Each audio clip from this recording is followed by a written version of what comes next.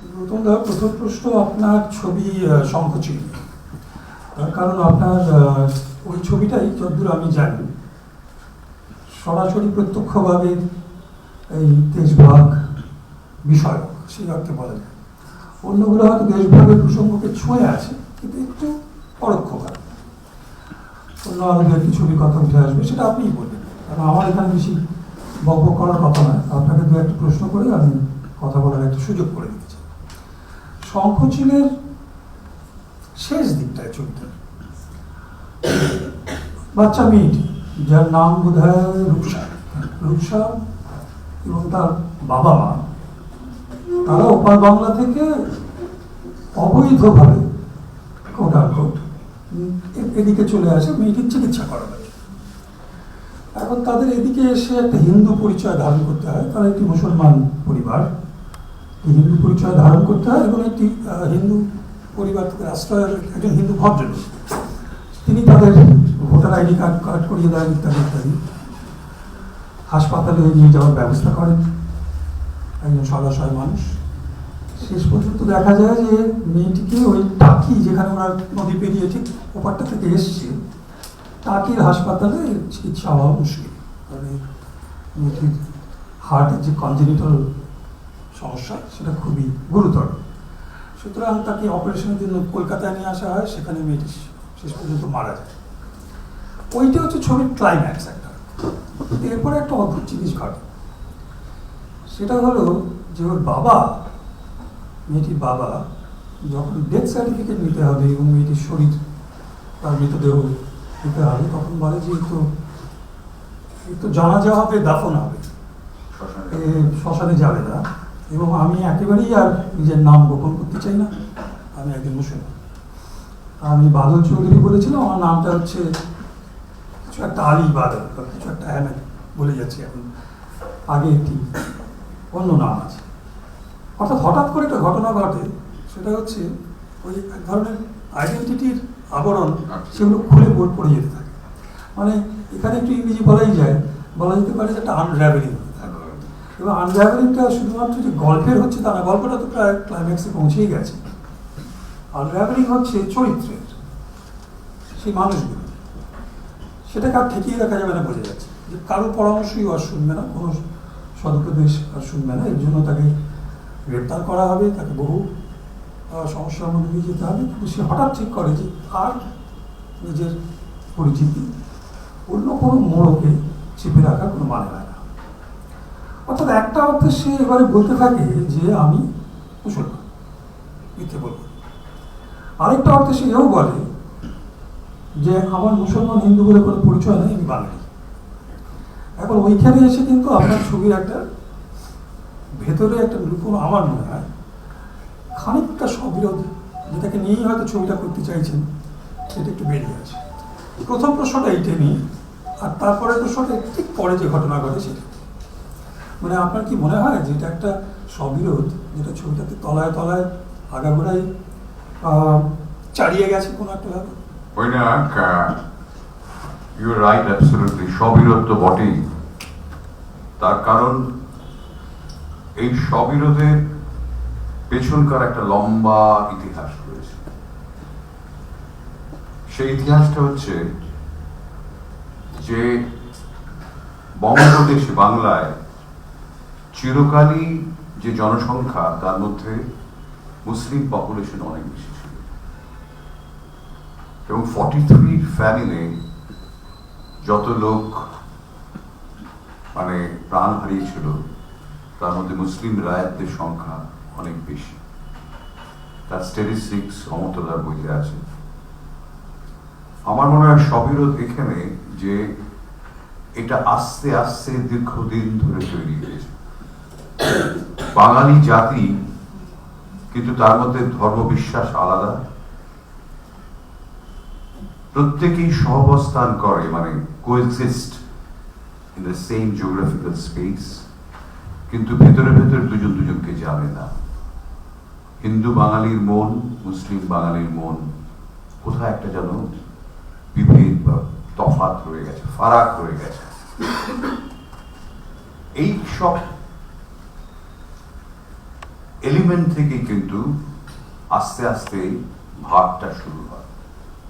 এবং এটা কিন্তু আমরা দেখব যে 18th সেঞ্চুরি 19th সেঞ্চুরিতে এই ভাগ ছিল, এবং যখন মোগল এম্পায়ার কোল্যাপস করলো তখন সমস্ত ব্রিটিশরা মুসলিম ইন্টেলেকচুয়ালদের কুচুকাটা করেছিল, এবং ব্রিটিশদের খুব কাছে চলে যায় হিন্দু সম্প্রদায়। এবং বেঙ্গল রেনেসাঁ অনেক সময় বলা হয় যে হিন্দু রিভাইভালিজম, অনেকে ইন্টারপ্রেট করে। ফলে এটা বহুদিনের দ্বন্দ্ব,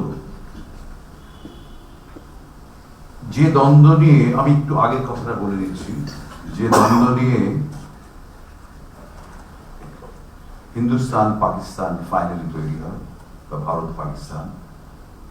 কংগ্রেসের মধ্যে হিন্দু মুসলিম কমিউনিটির মধ্যে একটা টেনশন শুরু হয়, এবং মুসলিম লীগ তৈরি হওয়ার পেছনে এটা অন্যতম কারণ। তারপরে যে টু নেশনস থিওরি, সেটা অ্যাবসলিউটলি আমার মাঝে মাঝে মনে হয় তাহলে কি খিদিরপুর পাকিস্তান আর বালিগঞ্জ ইন্ডিয়া, শ্যামবাজার ইন্ডিয়া আর পাঁচটাকাশ পাকিস্তান, এইভাবে এই সাবকন্টিনেন্ট কি ভাগ করা সম্ভব? অ্যাবসার্ড। এরকম একটা অ্যাবসার্ড সিচুয়েশনে আমাদের বাংলা এবং পাঞ্জাব ভাগ হয়েছিল, যার কোনো মানে নেই। এখানে কিছু আমাদের জননেতা তাদের খামখেয়ালিপানা বা তাদের ক্ষমতার দখলের যে লোভ, তার জন্য করেছিল, যার জন্য লক্ষ লক্ষ মানুষকে সাফার করতে হয়েছিল। কিন্তু টু নেশন থিওরি খানিকটা ভুল প্রমাণিত হলো বাংলাদেশের উত্থানের পর। সেখানে বাঙালি তার ভাষাকে যখন অ্যাটাক করা হলো, মাতৃভাষাকে যখন অ্যাটাক করা হলো, সে রুখে দাঁড়ালো, এবং ইভেনচুয়ালি আমরা দেখি বাংলা মুক্তিযুদ্ধ, liberation of Bangladesh from east Pakistan. তার ফলে এই বাঙালি সত্তা, এটা কিন্তু একটা ড্রাইভিং ফোর্স ছিল বাংলাদেশ মুক্তিযুদ্ধে। কিন্তু তার সত্ত্বেও একটা বিভেদ রয়ে গেছে হিন্দু বাঙালি ও মুসলিম বাঙালি। আমি বহু শিক্ষিত মানুষের কাছে শুনেছি, আচ্ছা বাংলাদেশে কারা থাকে? মুসলমানরা থাকে, শিক্ষিত মানুষ। তার মানে ভেতরে ভেতরে এই ভাগটা রয়ে গেছে। শঙ্খচিলে আমি যেটা দেখানোর চেষ্টা করেছি সেটা হচ্ছে প্রেজেন্ট টাইম। শঙ্খচিল দেশভাগের ফল, প্রেজেন্ট টাইমে যা চলছে কন্টিনিউটি, যেটা শুরুতেই দ্রৌপদী দেবী বললেন যে আজকের একটা দিনটা খুব একটা কোইন্সিডেন্স, যে ওদিকে জঙ্গি কার্যকলাপ, তার এগেইনস্ট এ সার্জিক্যাল স্ট্রাইক, এর সবের মূলেই কিন্তু দেশভাগ। এখন এই যে বাদল যখন বলল যে না আমি মুসলমান কিন্তু আমি বাঙালি, এই বাঙালি সপ্তাহের মধ্যে কাজ করে। এবং ছবিটা যেহেতু এখনকার সময় নিয়ে, এখানে পেছনে কিন্তু একটা বিরাট ইতিহাস রয়েছে। 47 সাল ইতিহাস, তার দাদামশাইয়ের চিঠি, সেই সময় বাংলা ভাগ হয়ে যাওয়া, মানুষজন চলে যাওয়া, একজন আত্মীয় আরেকজন আত্মীয়কে ছেড়ে চলে যাচ্ছে, মানে এক আত্মীয়ের মতো ছিল এক সময়, কিন্তু ছেড়ে চলে যেতে হচ্ছে। যদিও মনটা বোঝেনি, যেটা আমি আগেই বললাম, মনটা বোঝেনি। আমরা কটা বাঙালি হিন্দু যারা মুসলিমদের রিচুয়ালস গুলো জানি না, খুব কম জানি। বরঞ্চ বেঙ্গলে যেহেতু ওরা সাবজেক্ট ছিল মুসলিম কমিউনিটি, তারা কিন্তু অনেক বেশি হিন্দু আপার ক্লাসে মোটামুটি রিচুয়ালস বা সাংস্কৃতিক ব্যাপারগুলো জানত, সেটা আমরা দেখেছি নানান। আর এই ছবির গল্প হচ্ছে একটা সত্যিকারের ঘটনা নিয়ে, যে সত্যি এরকম একটা ঘটনা ঘটেছিল। একজন টিচার আমাকে গল্পটা বলেছিলেন, বিএসএফ এর তখনকার ডিআইজি বিডি শর্মা আমাকে বর্ডারে নিয়ে গেছিলেন। আমি প্রচুর গল্প শুনেছি, এই কয়েকটা ট্রু স্টোরি থেকে এটা করা, যে এখনো কিভাবে পার হতে পারে। এটা করতে গিয়ে আমার মনে হয়েছে যে র্যাডক্লিফ যে লাইনটা টেনেছিল দিল্লিতে বসে, সো অ্যাবসার্ড, আনবিলিভেবল।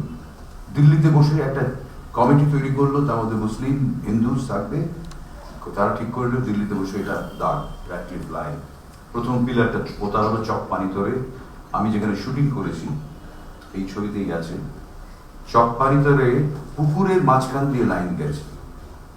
একটা বাড়ির কোটিয়ারটা বাংলাদেশে, বাড়ির বেডরুমটা ইন্ডিয়াতে। আনবিলিভেবল। একটা গাছ, একটা তাল গাছ, গাছটা রয়েছে ইন্ডিয়াতে, তাল পড়ছে বাংলাদেশে। Absurd situation.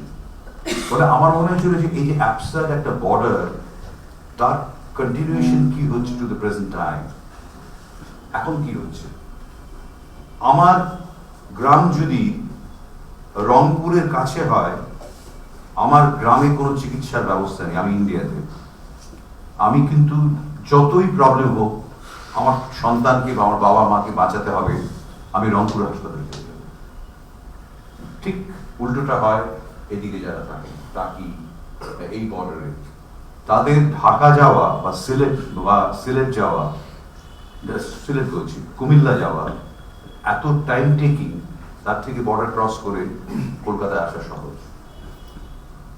এই যে কন্টিনিউটি, একটা 47-এর greatest blunder in our contemporary history, সেই 47-এর গন্ডগোলের জন্য এখনো এই বর্ডারের এপার ওপারের যাতায়াত চলেছে। অফিসিয়ালি এটা ইলিগাল, কারণ তার কাছে ভিসা নেই, তার কাছে ডকুমেন্টস নেই, কিন্তু অসংখ্য মানুষ যায়। আমাকে বিএসএফ এর অফিসার বলল, স্যার 6টায় গেট বন্ধ হয়ে যায়, 6টার পর আসল বর্ডার হয়ে যায়। কারণ ইউ হ্যাভ টু আন্ডারস্ট্যান্ড, এই যে এতদিনের মানুষের যাতায়াত, সেটা 47-এর বর্ডার দিয়ে বন্ধ করা যায়, বিশেষ করে সাবঅল্টার্ন লেভেলে। সাবঅল্টার্ন লেভেলে তাদের কিন্তু যাতায়াত রয়েছে, কাঁটা তার পড়ে গেছে, তাও অ্যারেঞ্জমেন্ট রয়েছে, তাও যাতায়াত করে, চাষ করে একদিকে এসে আবার বাড়ি ফেরে। মসজিদ আছে, মসজিদের ইমাম থাকেন ইন্ডিয়াতে, উনি পেরিয়ে চলে যান নামাজ পড়াতে বাংলাদেশে, কারণ মেন গেটটা ইন্ডিয়াতে, মসটা বাংলাদেশে।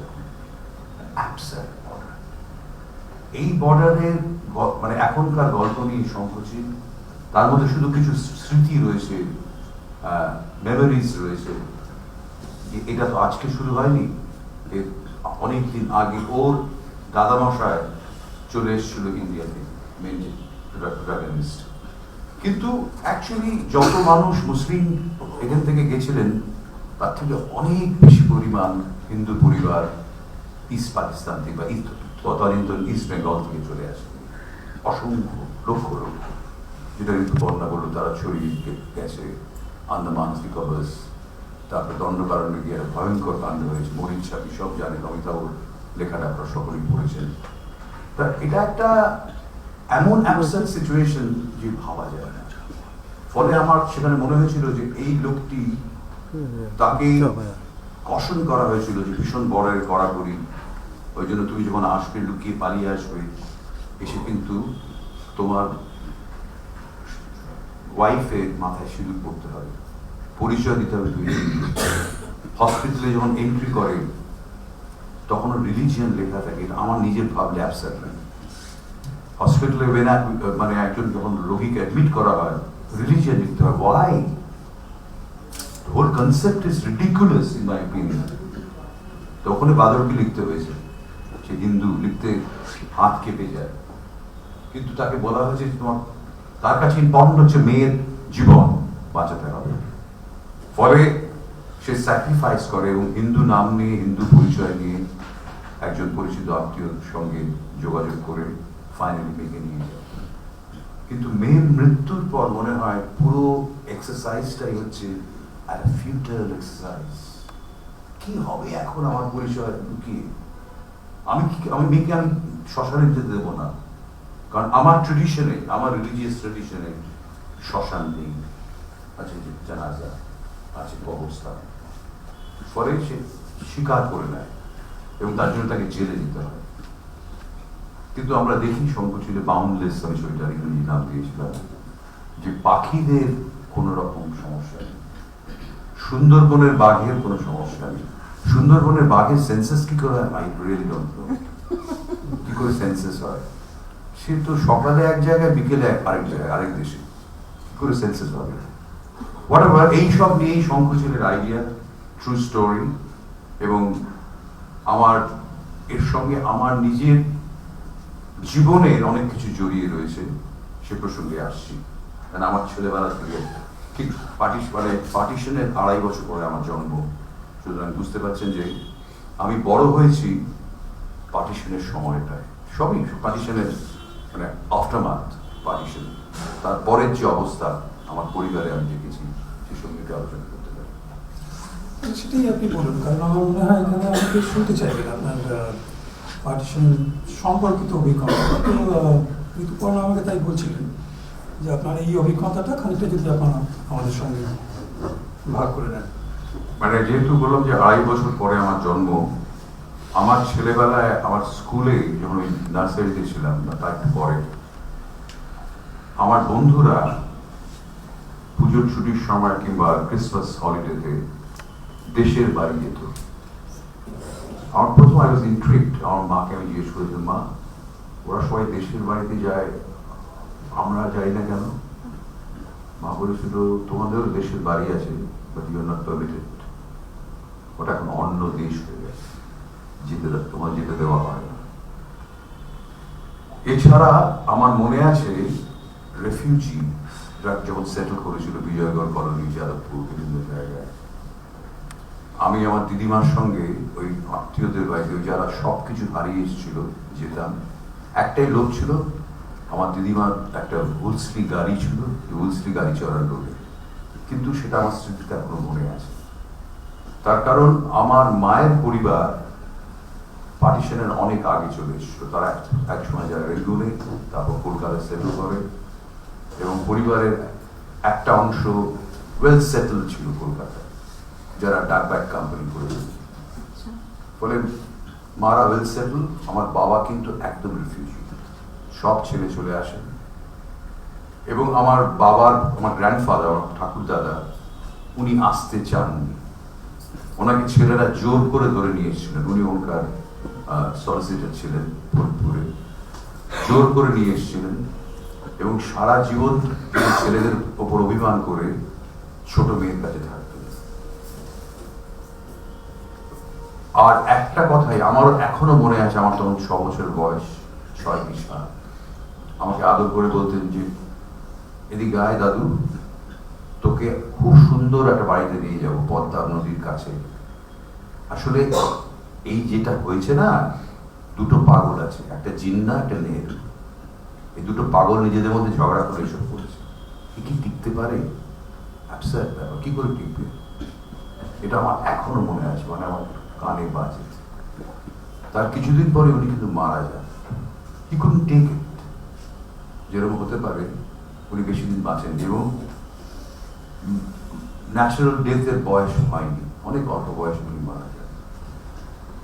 আর আমি আমার দিদিমার সঙ্গে যে সমস্ত পরিবারে ভিজিট করেছি, সেখানে অসম্ভব কতগুলো নস্টালজিয়া রয়ে গেছে। পূর্ববঙ্গ থেকে চলে আসা সেই পিঠে পিঠে পায়েস বানানো, আমাদের খেতে দেওয়া, খুব কষ্ট করে আসে ওরা, এগুলো ভিভিড মেমোরি, গ্রাফিক মেমোরি আমার চোখে রয়েছে। আমার দিদিমা যেতেন খুব লুকিয়ে চুরিয়ে কিছু অর্থ সাহায্য করার জন্য, যেহেতু ওনার সে সচ্ছলতা ছিল। আরেকটা ব্যাপার যেটা আমার কাছে অ্যাবসার্ড লেগেছে পরবর্তীকালে, যখন দেখেছি this tension between Hindu families and Muslim families, আর সমস্ত সাবকন্টিনেন্টে এটা পারপিচুয়েট করেছে টেনশন, যেটা এখনো চলছে। কিন্তু আমি ছোটবেলায় এটা একদম বুঝতে পারিনি, কারণ আমি যে স্কুলে পড়েছি, মিশনারি স্কুলে, সেখানে আমাদের ক্লাসে হিন্দু, মুসলিম, খ্রিস্টান, বুদ্ধিস্ট সবাই পড়তো। আমি কোনোদিন পার্সোনালি ফিল করিনি যে আমরা আলাদা, ওদের ধর্ম আলাদা। কিন্তু সেটা তো এক্সেপশন। যারা রেফিউজিরা চলে এসেছিলেন তারা কিন্তু হেট্রেড নিয়েছিলেন, এখনো আছে, জেনারেশন আফটার জেনারেশন। কেন রয়েছে? আমাদের তাড়িয়ে দেওয়া হয়েছে। অ্যাকচুয়ালি এটাও একটা ফ্যাক্টর, আপনারা যারা পণ্ডিত হিস্টোরিয়ানরা রয়েছেন যে একটা সময় পর এই যে মেটেরিয়াল গেইন, যে এরা যদি চলে যায় এদের বাড়ি এদের জমি আমরা পেয়ে যাব, এবং সেভাবে কমন ম্যানকে ইনস্টিগেট করা হয়। তারা তাদের ধর্মীয় বিশ্বাস ছিল ইসলাম, তারা মনে করে যে এটা আমাদের ল্যান্ড, যেটা আগে কখনো মনে করেনি। মনে করানো হয়েছে পলিটিক্যাল এই যে কমপ্লেক্সিটি, এটা কিন্তু মনে করিয়েছে এটা আমাদের ল্যান্ড। আরেকটা ব্যাপার, যে রায়তদের মুভমেন্ট ছিল আলাদা, তারা কিন্তু অত্যাচারী হিন্দু জমিদারদের বিরুদ্ধে একটা লড়াইয়ের জন্য প্রস্তুত হচ্ছিল। এই লড়াইটা কিন্তু হয়ে গেল সাম্প্রদায়িক। এটাই ভেরি আনফর্চুনেট। সে লড়াইটা জাস্ট লড়াই ছিল, তেভাগার লড়াই, সেটা হয়ে গেল সাম্প্রদায়িক একটা লড়াই। ফলে আমার ছেলেবেলা আমি যখন বড় হয়েছি, আমি দেখেছি যে, এবং কোথাও যেন আমার পরিবারের, যেহেতু রেফিউজি আমার বাবারা, একটু যেন আমার মামার বাড়ি নাক সিটকে দেখত যে তো বাঙাল রেফিউজি, অথচ আমার মায়ের পরিবার কিন্তু অরিজিনালি বাঙাল, তারাও বিক্রমপুরে, কিন্তু ততক্ষণে তারা এস্টাবলিশ কলকাতায় এসে কোথায় একটা নাক উঁচু ব্যাপার ছিল। আপনারা দেখবেন যে ভানু বন্দ্যোপাধ্যায় যত চরিত্রে অভিনয় করেছেন, তাকে নিয়ে এখানকার লোক হাসাহাসি করত, এবং ভানুদাকে বলতে হতো বাঙাল ভাষায়। তা এত বাজে ঘটনা ঘটে গেছে আফটার পার্টিশন, ভাবা যায় না, এবং সেটাই প্রতিচিত করছে, এখনো চলছে। ওই ছবিটাতে আমরা একবার ফিরে আসি। তাতে তো আগাগোড়াই বলা হচ্ছে একটা সম্প্রীতি, পারস্পরিক ভালোবাসা ইত্যাদি কথা দুই সম্প্রদায়ের মধ্যে। কিন্তু আমার মনে হয়, যেটা একটু আগেই বলছিলাম, একটা ছোট সহবিরোধ ভেতরে ভেতরে রয়ে গেছে। সেটাই ছবিটা কিন্তু আমার কাছে সবচেয়ে ইন্টারেস্টিং জিনিস মনে হয়েছে, সম্প্রীতির কথাগুলোর চেয়েও বেশি। এবং তার একটা ইন্টারেস্টিং মুহূর্ত মনে রাখার মতো হচ্ছে, এই ঘটনাটা ঘটে যাওয়ার পরে, মেয়েটি মারা যাওয়ার পরে একদম শেষে যখন এই বর্ডার গার্ডরা ওর মৃতদেহ ওপারে পৌঁছে দেয় এবং ওকে নিয়ে কবরের দিকে কবর দেওয়ার জন্য যে শোকযাত্রা, শেষ যে শবযাত্রা বেরোয়, সেই শবযাত্রায় ওদের যে হিন্দু স্কুলের যে হিন্দু মাস্টার, এবং সবসময় ওদের পাশে থাকতেন ওই পরিবারের, তিনিও হাঁটছেন, এবং তিনি গ্রামে বেশ বিশেষ সম্মানিত, আমরা সেটাও দেখেছি। কিন্তু ওই যে একটি, আপনি যাকে এতক্ষণ সাবঅর্ডিনেট বলছিলেন, বোঝাই যাচ্ছে সে খানিকটা দরিদ্র এবং খানিকটা বোধহয় কৃষক পরিবারের মানুষ। ওদের পরিবারের সঙ্গে একটি যে মুসলিম চরিত্র, বোধহয় নামটা ভুলে যাচ্ছে, সেও যে সঙ্গে সঙ্গে থাকতো সবকিছুতে, প্রতিবেশী ছিল, প্রতিবেশী আনিসুল, আনিসুল। সে হঠাৎ এই শবযাত্রার পিছনে সেখানে মাস্টারমশাই হাঁটছেন, হিন্দু মাস্টারমশাই, আপনার জন্যই সে হঠাৎ একটা অ্যাটাক করলো, হঠাৎ তাকে একটা কথা বলে যায় যেটা অত্যন্ত আঘাত করবার মতন। তাকে বলছে আপনার জন্যই, আপনি ওদের হিন্দুদের কাছে ওপারে পাঠিয়েছিলেন, এবং হিন্দু নাম দিয়ে পাঠিয়েছিলেন, সেই জন্য মরতে হলো।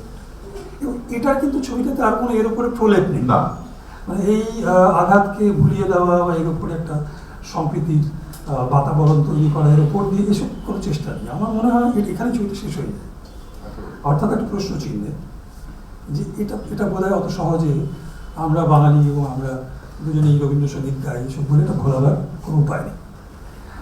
এটা আমার মনে হয় যে ছবি একদিক থেকে যেহেতু ধাক্কা মারে এবং একটা কোনো ক্ষতচিহ্নের মতো রয়ে যায়, আপনি যেটাকে বলছেন পারপিচুয়েট করা, তার তো কতগুলো ছবি তৈরির জন্য একটু উপাদান দরকার, কি দিয়ে আমি ওটাকে দেখাবো ওই কন্টিনিউটি। আপনি কি স্বীকার করবেন যে এটা ওখানে ওই কন্টিনিউটির একটা সূত্র ওই অবিশ্বাসের মধ্যে রয়ে গেছে? অবিশ্বাস রয়ে গেছে, মানে ছবিটা কলকাতায় মোটামুটি দর্শক দেখেছে, ব্যবসা খারাপ করেনি। বাংলাদেশে ঠিক ওই দৃশ্যগুলোতে দর্শক রিয়্যাক্ট করেছে, অ্যাকসেপ্ট করতে পারেনি। অ্যাবসলিউটলি। যখন ওকে সিঁদুর পরিয়ে দেওয়া হয়, তখন অদ্ভুত একটা, ঠিক স্ক্রিমিং বলবো না, একটা অদ্ভুত গুঞ্জন হলের মধ্যে, এটা কি বলবো, মানে ওই যে ভেতরের বিশ্বাস সেটায় ধাক্কা লাগে। কাদের লাগে? সাধারণ মানুষের, যারা ইন্টেলেকচুয়াল, যারা শিক্ষাবিদ, তারা তো অ্যানালাইজ করছে না। যে কোনো শিক্ষাবিদরা বা স্কলার তারা একটা বিশ্লেষণ করে, এটা তো হতেই পারে, কিন্তু কমন ম্যান তারা রিয়াক্ট করে। এটা আমার নিজের ফলে বসে অভিজ্ঞতা। তুমি যেটা বললে এটা একটা সিম্বলিক জিনিস, ওটা ভীষণ সিম্বলিক এবং ওটা ভিতরে ভিতরে থেকে যায়। কিন্তু প্রশ্ন হচ্ছে যে এটা তো ছিল না। দীর্ঘদিন হিন্দু মুসলিম একসাথে বাস করেছে এই বৃহৎ বঙ্গে, দীর্ঘদিন। মাঝে মাঝে টেনশন হয়েছে, সেইগুলো প্রলেপ দিতে মহাপুরুষদের জন্ম হয়েছে, লালন ফকিরের জন্ম হয়েছে। লালনের সময় টেনশন ছিল বলেই লালন ওই ধরনের গান লিখেছিলেন। তিনি সহজিয়া বৌদ্ধ, বৈষ্ণব এবং সুফি এই তিনটের তিনি একটা সমন্বয় করেছিলেন। কেন করেছিলেন? ওই ভেতরের যে অবিশ্বাস সেটা যেন দূর হয়। তোমরা যদি একসাথে আসো করে যদি মানব ধর্ম পালন করো, মানে একটা হিউম্যান কজ, সেখানে তোমার নিজের ব্যক্তিগত বিশ্বাস ছেড়ে একটা অন্য প্ল্যাটফর্ম যদি তৈরি করা যায়, সেটাই ছিল লালনের প্রধান উদ্দেশ্য। যদিও ওনার সমস্ত দর্শনই ওনার গানের মধ্যে, কিন্তু এইগুলো চিরকালই ছিল বঙ্গদেশে। কিন্তু বিংশ শতাব্দীতে আস্তে আস্তে যে অঙ্কুর তৈরি হলো বঙ্গভঙ্গ 1905-এর সময় থেকে, যেখানে পলিটিক্যাল ডিভিশনটা হয়ে গেল এবং মুসলিম কমিউনিটি মনে করলো আমরা একটা এক্সট্রা ক্ষমতা পেলাম। গার্জন খুব ডিপ্লোম্যাটিক্যালি জিনিসটাকে হ্যান্ডেল করলো। ঢাকাতে দিয়ে দিল ওয়েস্ট বেঙ্গলের রাজধানী, আর কলকাতা রইল এই বঙ্গ, তখন বিহারও ছিল আমাদের মধ্যে, এই বঙ্গের রাজধানী। এই ডিভিশনটা তৈরি হয়ে গেল তখন থেকে, তখন পলিটিক্যালি মোটিভেটেড একটা ডিভিশন, যার সব থেকে ভয়ঙ্কর পরিমাণ আমরা দেখলাম গ্রেট ক্যাপিটাল কিলিং, তারপরে নোয়াখালী, তার রিটালিয়েশন বিহার এবং West of India, western India. ফলে এই যে যেই স্ববিরোধ, সেটা কিন্তু ভেতরে ভেতরে থাকলেও সামাজিক প্রকাশ হয়নি। আমার ছবি প্রযোজক হাইদুর রহমান খান, উনি আমার থেকে বয়সে বড়, উনি পার্টিশনের সময় ছিলেন, ছোট ছিলেন। উনি প্রত্যেক বছর আমাদের বেঙ্গলি ভারতবর্ষে আসেন। যে যারা জীবিত রয়েছে, যারা বন্ধুরা, ছোটবেলার বন্ধুরা ছেড়ে চলে গেছিল, তাদের বাড়িতে এসে না থাকলে থাকি, এবং আমি নিজে দেখেছি এই বুড়ো বয়সে ওরা কান্নাকাটি করে, আমরা তো বন্ধু ছিলাম, কেন তোরা চলে গেলি রে? এখন বুঝতে পারি কেন। মানে আনবিলিভেবল ট্র্যাজেডি। ফলে তখন থেকে কিন্তু এই যে স্ববিরোধটা বাড়তে শুরু করলো। তুমি যে কথাটা বললে অ্যাবসলিউটলি রাইট। আমরা যতই রবীন্দ্রসঙ্গীত গাই, সম্প্রীতির কথা বলি, কিন্তু স্ববিরোধ বেড়ে চলেছে, স্ববিরোধ কমেনি। চেষ্টা হচ্ছে, তার কারণ পূর্ব পাকিস্তান আর বাংলাদেশ এক নয়। বাংলাদেশের একটা অন্য বাঙালি সংস্কৃতির প্রতি তাদের যে শ্রদ্ধা, সেটা রয়েছে। তারা রবীন্দ্রনাথ, নজরুল তাদের অন্তরে রয়েছে। এই সব কিছু মিলিয়ে একটা বাতাবরণ তৈরি হয়েছে, কিন্তু ভেতরের স্ববিরোধ রয়ে গেছে, যেটা আমি খানিকটা সংকুচিত দেখার চেষ্টা করেছি। আমরা we can open the discussion to the audience. তার আগে একটা ছোট্ট কথা বলছি, সেটা ওই আমি তোমার মধ্যে আমি একটু খারাপ কথা বলছি, আর আপনি একটু ভালো ভালো কথাগুলো বলছেন। সেটা হলো, আমরা কিছুদিন আগে আল মাহমুদকে হারিয়েছি। কবি আল মাহমুদ, এবং আমরা সবাই এখানে জানি তার প্রজন্মের অন্যতম শ্রেষ্ঠ কবি, বিষয়ে কোনো সন্দেহ নেই। এবং কিছু কিছু আমার মায়ের নামে ঘুরে যাওয়ার এখন এই যে, এবং তার কিছু গদ্য, তার কিছু ছোট গল্প খুব একটা এর মতো না, ভুলে যাওয়ার মতো না। আল মাহমুদ সাহেব যে শেষ দিকে বেশ কয়েক বছর একটুখানি আমাদের ভাষায় দক্ষিণপন্থী হয়ে গেলেন, একটু বেশি ধর্মপ্রাণ হয়ে গেলেন এবং নানা রকমের গোলমেলে কথা বললেন, তাতে যাকে আমরা বলছি ইন্টেলেকচুয়াল বিশ্লেষণ করেন তাদের থেকে আলাদা হয়ে গেল, বেশ অপান্তে হবে। কিন্তু উনি ছাড়লেন না উদ্দেশ্যে, এবং ওরা একটা কথা যেটা বলছেন সেটা কিন্তু হিস্টোরিয়ানরা খুব একটা অস্বীকার করেন। সেটা হচ্ছে যতদূর আমি জানি, এখানে হিস্টোরিয়ানরা বসে আছে, আমার সব বলা উচিত না, সেটা হচ্ছে বক্তব্য ছিল যে বাংলাদেশে ঢাকায় আপনি আজকে চারদিকে বা এমনকি রাজশাহী চিটাগংয়ে আপনি একটা ঝলমলে এটা ওর ভাষা, একটা ঝলমলে মধ্যবিত্ত শ্রেণী দেখতে পাবেন। দেশভাগ না হলে এরা কোথায় থাকতো? ওই হাল ধরে লাঙলের পিছনে থাকতো। এখন এই যে ইতিহাসের এই ডায়নামিক্সটা তো একদম আমরা অস্বীকার করতে পারবো না, যেখানে একটা শ্রেণীর গল্প আছে। গাজী যাই হোক, আমি আর এখানে না, এই শ্রেণীর টপিক আমি কন্টিনিউ করি। এটা খুব ইন্টারেস্টিং ডাইকটমি। যেরকম বাংলাদেশের সাহিত্য অত্যন্ত রিচ, প্রচুর অসাধারণ লেখকরা আছেন। ওয়ালিউল্লাহ থেকে শুরু হয়েছিল একটা বিরাট মুভমেন্ট, অসংখ্য লেখক। কিন্তু ওখানকার যে শ্রেণীর কথা তুমি বললে, তারা বলেন যে আমাদের এই যে ব্রেনটা, এই যে উচ্চ মেধা, সেটা কিন্তু 47-এর পর চলে গেল আমাদের ছেড়ে। কারণ একদিকে উচ্চ মেধা চলে যাওয়ার জন্য আক্ষেপ, আবার পাশাপাশি আল মাহমুদের যে ওনারা যদি থাকতেন শ্রেণীগতভাবে আমরা উঠতে পারতাম না, আমরা ওই জায়গায় যেতে পারতাম না। যেটা কার্জন করেছিলেন, যে তাদের পাওয়ার দিয়েছিলেন, ঢাকার নবাবকে ক্ষমতা দিয়েছিলেন। বলে এই ডাকাটমিটা কিন্তু রয়ে গেছে, যে বহু উচ্চ পদে যেখানে কোনোদিনও মুসলমান সম্প্রদায় যেতে পারেনি, হিন্দুরা ছিলেন, সেই পদগুলোতে এরা যেতে পারবে 1905 সাল থেকে, এবং 47-এর পর দেশ ভাগের মতো বটেই।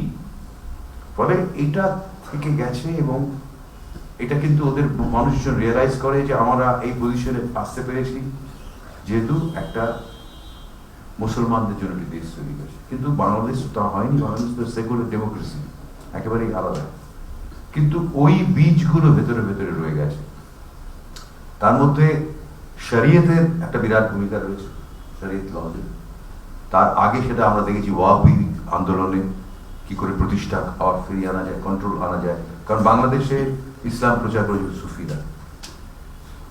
ফলে একটা দিক থেকে কি করে আমরা কন্ট্রোল রাখবো, আমাদের হাতে কন্ট্রোল থাকবে, আমাদের শরীয়ত আইনকে মানা হবে, সেটা যেন ভেতর ভেতর কাজ করেছে, আল মাহমুদের মধ্যেও কাজ করেছে। যে এটা তো বাস্তব, এটা যদি না হতো তাহলে বোধ আমরা পিছিয়ে থাকতাম, আমরা লাঙল ধরে থাকতাম। ফলে এই সবের মূলে কিন্তু হচ্ছে পার্টিশন বা ভাগ করে দেওয়া আমাদের বাংলাকে এবং পাঞ্জাবকে। We will invite questions from the audience, and feel free to ask your questions in English. Any language. Any language. Of course, I can't answer you in French. Sorry.